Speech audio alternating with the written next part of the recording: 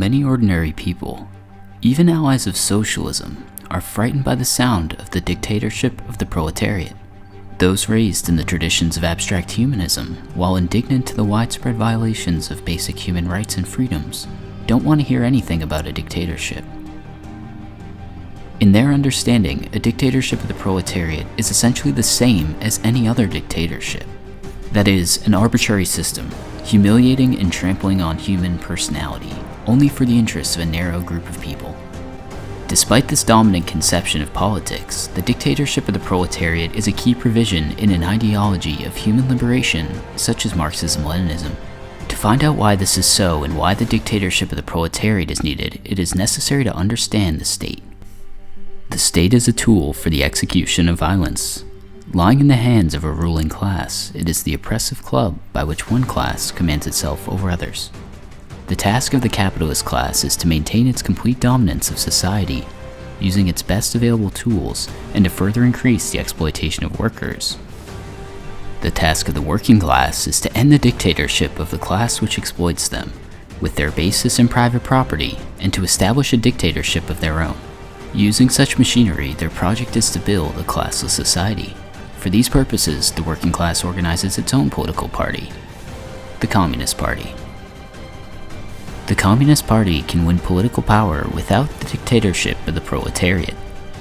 More than once have socialists and communists in name held government office, but all their undertakings encountered the stubborn resistance of the entrenched bourgeois class, which even when removed from political power, keeps its hands on the levers of economic and ideological influence.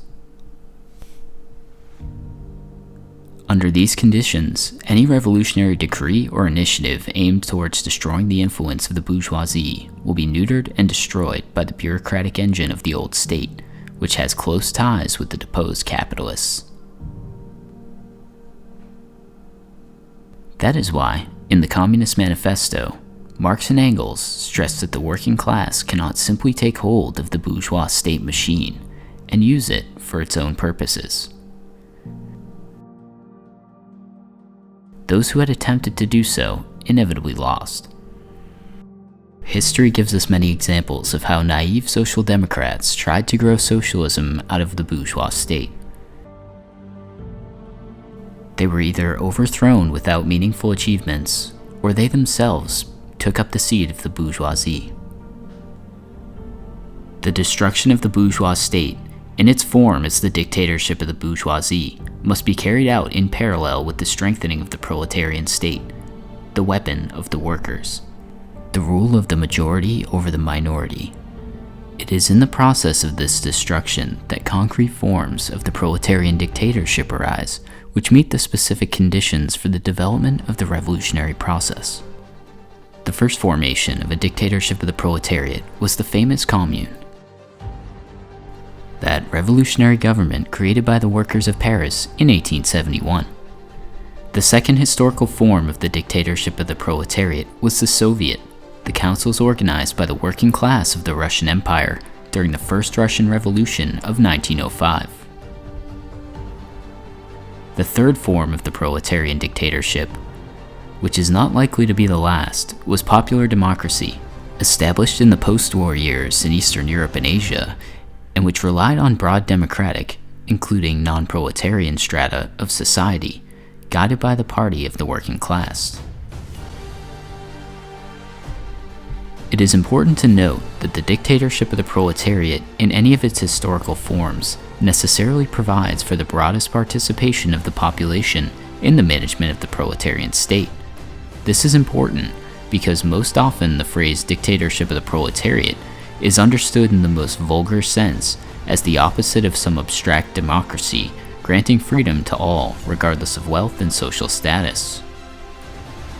Bourgeois political representation is merely a costume assumed by the capitalist dictatorship, whose elected faces are designed to mask the real position of the working masses as wage slaves, whose cries will never be heard by the governing minority of the rich. Equality and freedom, exalted in this kind of democracy, have been smothered to death by staggering social inequality between classes.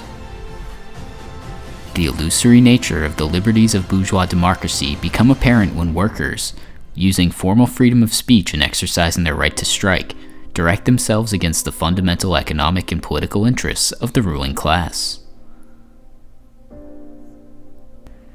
It is in these moments that the police bureaucratic machine tramples all those freedoms.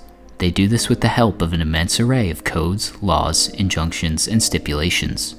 Inevitably, they resort themselves to violence, revealing the grim death mask of liberal democracy. The dictatorship of the proletariat is democratic to a degree far greater than any form of bourgeois democracy could ever arise. The dictatorship of the proletariat is not the domination of a parasitic minority. This is the domination of the majority of workers over the power of governance, deposing the capitalists whose wealth is built from the appropriation of labor from others. Therefore, the dictatorship of the proletariat acts, for the vast majority of the population, as an instrument for the expansion of their practical and personal liberties. This is because such a government empowers workers with the broadest rights to participate in the social, economic, and political life of the country. Rights unseen in any bourgeois democracy. Long years of capitalist domination have left their mark on the consciousness and perceptions of the modern man, forming productive traditions which reflect their system of law. Philistinism, consumerism, selfishness, careless attitudes towards one's duties, chauvinism, patriarchal prejudices. All these, as well as many other tumors of the old bourgeois society, which are malignant to the life of socialism, cannot be erased in the short term.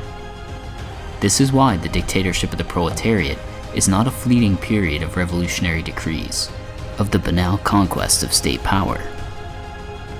That is meant to say that this age is not defined by any change of persons in the seat of power, which leaves intact the old economic and political arrangements. The dictatorship of the proletariat is one of an entirely new historical epoch. This is an age of a persistent and multilateral struggle, of cultural and economic transformation. In the course of this new tremendous effort on the part of all society, the new communist society is born. Stay tuned.